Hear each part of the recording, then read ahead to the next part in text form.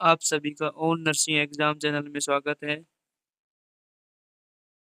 आज हम पीजे चंडीगढ़ के द्वारा निकाले गए नोटिफिकेशन को देखेंगे, जिसमें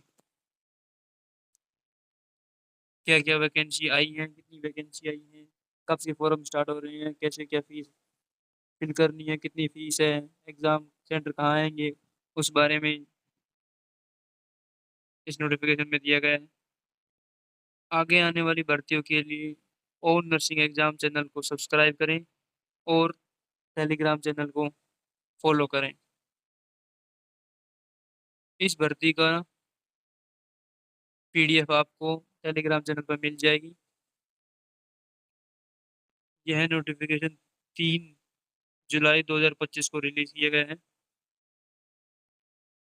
जिसमें ग्रुप बी और सी की भर्ती निकाली गई है। टोटल 51 पोस्ट निकाली गई है और 63 पोस्ट अलग से पंजाब के अंदर निकाली गई है। ये ग्रुप बी और सी की वैकेंसी पीजीआई एमईआर चंडीगढ़ और PGI satellite centre Sangrur Punjab के अंदर है, उसके अंदर निकाली गई है। इसमें आपको एक वेबसाइट दी गई है www.pgimer.edu.in। इस वेबसाइट पे जाके आप अपना फॉर्म फिल कर सकते हैं। फॉर्म फिल करने की डेट 4 तारीख से 4 जुलाई से 4 अगस्त तक है। एप्लीकेशन फीस पीडब्ल्यूबीडी के लिए बिल्कुल फ्री फॉर्म फीस है, कोई फीस नहीं है उनके लिए। एस सी एस टी के लिए 800 रुपये फीस रखी गई है। जनरल और ओबीसी और ईडब्ल्यूएस इनके लिए 1500 रुपये फॉर्म फीस रखी गई है। पेमेंट आपको डेबिट कार्ड, क्रेडिट कार्ड और नेट बैंकिंग के थ्रू करनी है। यूपीआई में आपको रिस्की हो सकता है पेमेंट करने के लिए, तो उसको आपको अवॉइड करना है। यहाँ पर कुछ इंपॉर्टेंट नोटिस दिए गए हुए हैं, जिसमें लिखा गया है कि अगर आप इस पोस्ट के लिए एलिजिबल नहीं रहेंगे तो आपका कैंडिडेट कैंसिल कर दिया जाएगा। और कंप्यूटर बेस्ड जो टेस्ट होगा उससे रिलेटेड जो भी जानकारी होगी या कुछ भी अपडेट होगा, या फिर आपकी जो भी शॉर्ट लिस्टिंग कैंडिडेट होंगे उनसे रिलेटेड डॉक्यूमेंट वेरिफिकेशन से रिलेटेड आपको जो भी क्वेरी वगैरह होगी वो आपको सीधी एक वेबसाइट के द्वारा मिलेगी। इस वेबसाइट पे आपको सारी जानकारी मिलेगी। आपको पहले वेबसाइट पे जाके इसकी जो गाइडलाइन है उसको सारी पढ़ लेनी है। उसके बाद ही आपको एप्लीकेशन या फिर रजिस्ट्रेशन फॉर्म फिल करना है। सर पीजीआई एमईआर चंडीगढ़ के अंदर लीगल असिस्टेंट की पोस्ट निकली है, जो कि ग्रुप बी में आती है। इसकी एक ही वैकेंसी निकली है। और इसके बाद जूनियर टेक्नीशियन की आई है ग्रुप बी के अंदर, 31 पोस्ट निकली है। जूनियर टेक्नीशियन एक्सरे के लिए अंदर निकली है, ग्रुप बी में ही है ये भी। इसकी भी 6 पोस्ट निकाली गई है।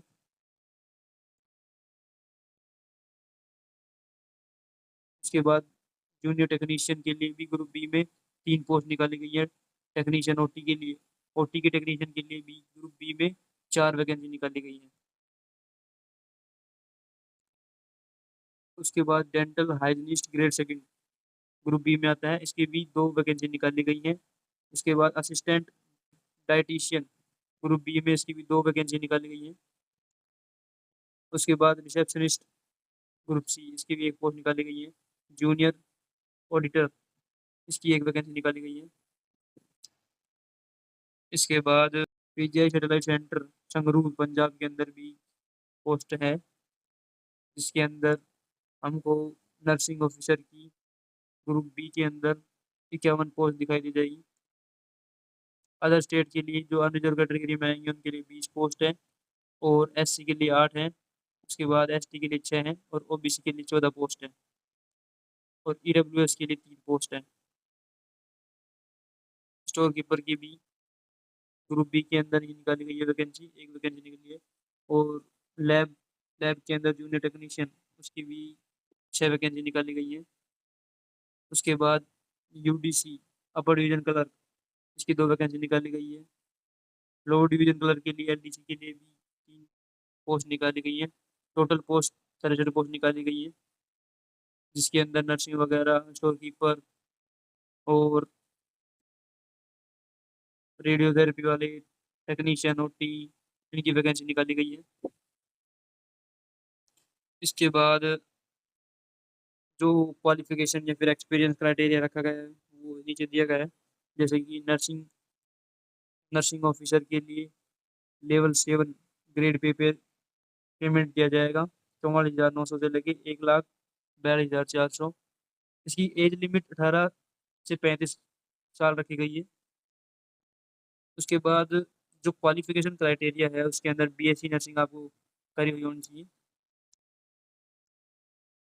उसके बाद अगर आपने पोस्ट बेसिक बीएससी नर्सिंग कर रखी है तो अभी आप इसके लिए एलिजिबल हैं।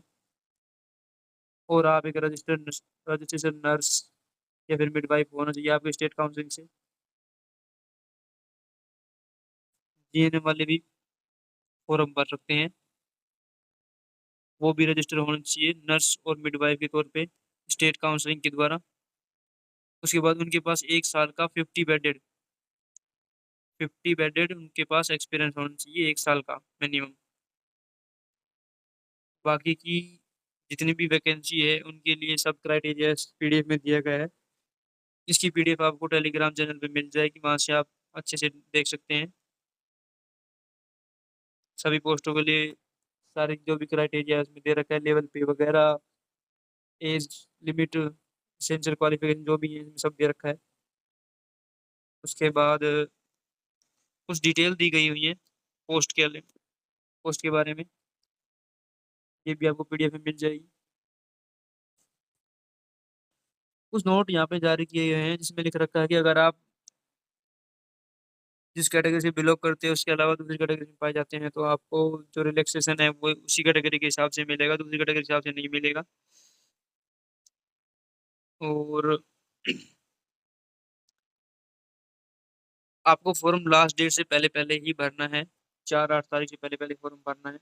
जो भी इससे रिगार्डिंग जो भी अपडेट होगा वो आपको बता दिया जाएगा वेबसाइट के अंदर। नीचे यहाँ पर एज रिलेक्शन से रिलेटेड कुछ क्राइटेरिया दिया गया है, कितनी क्या एज लिमिट दी गई है, जो भी रिलैक्सेशन दिया है उसके बारे में यहाँ पे बताया गया है। जिसमें अगर आप एससी के हैं, एसटी के हैं तो आपको 5 साल का, ओबीसी के हैं तो 3 साल का, पीडब्ल्यूबीडी के हैं तो 10 साल का आपको एज रिलेक्शन दिया जाएगा। उसके बाद अगर आप पीडब्ल्यू पीडब्ल्यूबीडी के साथ आते हैं और एस सी एस टी में आते हैं तो आपको 15 साल का, और अगर ओबीसी में हैं तो फिर आपको 13 साल का एज रिलैक्सेशन दिया जाएगा। उसके बाद आपको नीचे जो गवर्नमेंट एम्प्लॉई हैं उनको, सिविलियन एम्प्लॉय जो हैं उनको, या फिर जो एम्प्लॉय पीजीएमआर चंडीगढ़ में है उनको भी कुछ एज रिलेक्शन दिया जाएगा, एक्स सर्विसमैन है उनको भी। और और भी नीचे खूब एज रिलेक्शन से रिलेटेड कुछ जानकारी दी गई है जो कि आप पीडीएफ में देख सकते हैं। इसके नीचे सारी कंडीशन दी गई है एजुकेशन के लिए, एस सी एस टी के लिए अलग दी गई है, ओबीसी के लिए अलग दी गई है। उसके बाद ईडब्ल्यूएस के लिए अलग दी गई है। उसके बाद आपको जितने भी नर्सिंग ऑफिसर में जो भी आपको मतलब एज रिलेक्शन चाहिए उसमें सारी डिटेल दी गई हुई है। उसके बाद पीडब्ल्यूबीडी के लिए भी जो भी एज रिलैक्सेशन वगैरह सब दिए गए हैं, आपको अगर स्क्राइब चाहिए तो उसके लिए भी आपको सारी डिटेल दी गई है, आप उसमें चेक कर। उसके बाद आपको सिलेक्शन प्रोसेस, एग्जामिनेशन सेंटर कहाँ पे आएंगे, आपके जो भी सिलेबस रहेगा उसके बारे में बता रखा है। इसके अंदर ग्रुप बी और सी का जो एग्जाम होगा उसके अंदर 100 क्वेश्चन आएंगे और 100 ही मिनट आपको मिलेगी। 100 मार्क्स का रहेगा, टोटल मार्क आपके जैसे 100 हो जाएंगे। उसके बाद आपको 1 नंबर मिलेगा एक सही करने पे, और 0.25 मार्क्स आपके कट जाएंगे अगर आपने नेगेटिव मार्किंग की है तो, यानी कि 1/4 नेगेटिव मार्किंग है इसके अंदर। और जो पेपर रहेगा वो ओनली और इंग्लिश के अंदर ही आएगा। जैसे आपको सीबीटी क्लियर हो जाएगा उसके बाद आपको स्क्रूटनी की जाएगी एप्लीकेशन की। उसके बाद इस इस वैकेंसी के अंदर कोई भी इंटरव्यू नहीं है, ये बात इसमें साफ लिख रखी है, no interview will be in this post. जैसे ही आपको सेलेक्ट हो जाएगा, सिलेक्शन होने के बाद आपका जो भी डीवी की प्रोसेस होगी वो सारी सारी डीवी की प्रोसेस के अंदर हो जाएगी, डॉक्यूमेंट वेरिफिकेशन किया जाएगा। जो आपका जो सीबीटी का पेपर होगा उसके एग्जाम नंबर्स के आधार पर आपकी मेरिट लिस्ट निकाली जाएगी उस आधार पर ही आपको सिलेक्शन दिया जाएगा। जो एग्जामिनेशन सेंटर हैं वो 4 जगह दी गई हैं। सबसे पहले चंडीगढ़ मोहाली के अंदर, दिल्ली एनसीआर के अंदर, हैदराबाद के अंदर, उसके बाद कोलकाता के अंदर आपको एग्जाम सिटी देखने को मिल जाएगी। सिलेबस आपका जो भी प्रोफेशन है उससे रिलेटेड ही आपके क्वेश्चन पूछे जाएंगे इसके अंदर। प्रोफेशन से रिलेटेड जो भी आपकी क्वालिफिकेशन कोर्स है उससे एक्सपीरियंस के रिलेटेड आपसे क्वेश्चन पूछे जाएंगे, वही आपका सिलेबस रहेगा। आपको फॉर्म कैसे अप्लाई करना है वो इसमें बता रखा है। आपको सबसे पहले जो पीजीआई चंडीगढ़ की जो वेबसाइट है उसके ऊपर जाना है, उसके ऊपर आपको रजिस्ट्रेशन करना है, लॉगिन करना है, जो भी डिटेल आपसे पूछी जाए वो फिल करनी है। आपके फॉर्म फिलअप से रिलेटेड आपके पास एक और वीडियो आपके पास अपलोड कर दी जाएगी, जिसमें आपको कैसे फॉर्म फिल करना है वो सारी डिटेल आपको बता दी जाएगी। जैसे ही आप ऑनलाइन रजिस्ट्रेशन कर लेते हैं उसके बाद आप उसके अंदर कोई भी डिटेल ऐड नहीं कर सकते हैं, कोई भी चेंजेस नहीं कर सकते हैं। जैसे कि इसमें डिटेल सारी दी गई हुई है। एक बार जैसे आपने फॉर्म सबमिट कर दिया तो आपका ना ही father name, mother name, date of birth कुछ भी चेंज नहीं किया जा सकता, आपके क्वालिफिकेशन कुछ चेंज नहीं किया जाएगा। इसलिए फॉर्म को भरते हुए ध्यान से भरें। जो आपकी फोटो है वो ऐसी होनी चाहिए जिसके अंदर आपका नाम, आपकी फोटो, जिस दिन आपने फोटो खिंचवाई है उस टाइम डेट होनी चाहिए, डेट ऑफ फोटोग्राफ टेकिंग, और आपका नाम उस फोटो में होना चाहिए। एग्जाम टाइम पे सिर्फ आपको आपका एडमिट कार्ड ही लेके जाना है और कुछ नहीं लेके जाना है, ये बात भी इन्होंने मेंशन कर रखी है। उसके बाद कोई भी अनदर एक्सेसरी या फिर इंस्ट्रूमेंट आपको नहीं ले जाने हैं, जैसे कि कुछ भी कार चेन, की चेन, कार की हो गई, फोन वगैरह, मोबाइल वगैरह, इलेक्ट्रॉनिक आइटम नहीं ले जाने आपको एग्जाम टाइम पे। नीचे यहाँ पर लिख रखा है कि आपका फॉर्म किन किन परिस्थितियों में आपका डिक्लाइन कर दिया जाएगा या फिर रिजेक्ट कर दिया जाएगा। अगर आपने एक से ज़्यादा फॉर्म भर रखे हैं तो आपका फॉर्म रिजेक्ट कर दिया जाएगा। अगर आपने इनकम्प्लीट या फिर आपने ऑनलाइन करने के बाद रजिस्ट्रेशन तो कर दिया पर आपने लॉगिन नहीं किया है, आपने अपने डॉक्यूमेंट अपलोड नहीं किए हैं तो आपका फॉर्म रिजेक्ट कर दिया जाएगा। उसके बाद यदि आपने फॉर्म फीस नहीं भरी है तो भी आपका फॉर्म रिजेक्ट कर दिया जाएगा। उसके बाद यदि आप इस क्वालिफिकेशन से रिलेटेड अगर कुछ भी कमी आती है, आपकी जो भी एसेंशियल क्वालिफिकेशन से रिलेटेड कुछ भी कमी आती है तो आपका फॉर्म रिजेक्ट कर दिया जाएगा। बाकी इसमें कोई और एक्स्ट्रा डिटेल नहीं दी गई है। और जिसको भी अगर एज रिलेशन सर्टिफिकेट चाहिए वो आपको नीचे मिल जाएंगे, इससे रिलेटेड डॉक्यूमेंट सारे नीचे ही हैं।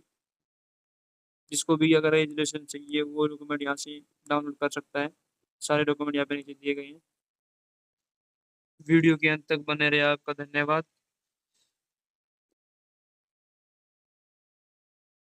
ओल नर्सिंग